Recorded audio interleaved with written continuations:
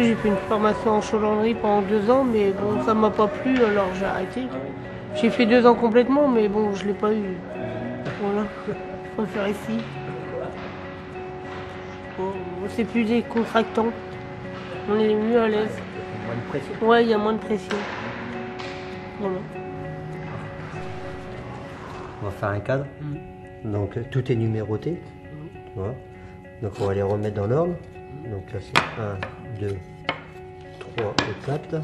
Voilà. Il faut toujours lui expliquer vraiment plusieurs fois. Donc il faut avoir énormément de patience.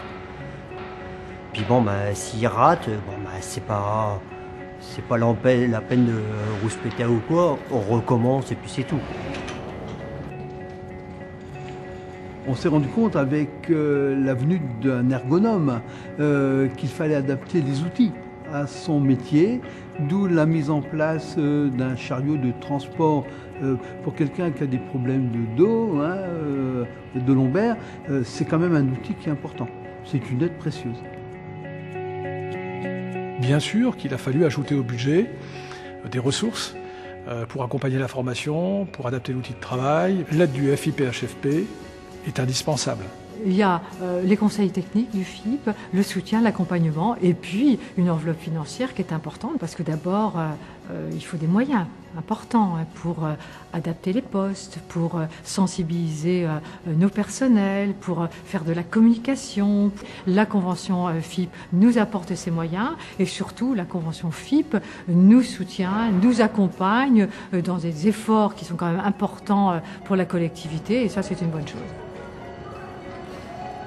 Julien, c'est quelqu'un qui a ouvert les yeux, qui s'est rendu compte, malgré sa timidité, qu'on pouvait s'ouvrir sur les autres. Nous, on essaye de lui inculquer chaque jour tous les gestes en ce qui concerne la prise de mesure, l'autonomie, parce que ça, c'est quand même important. L'objectif, c'est quand même CAP, et puis entrer dans la vie active.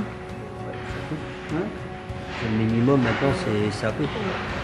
Du terrain à l'avoir, hein. On va bien avoir une coupe.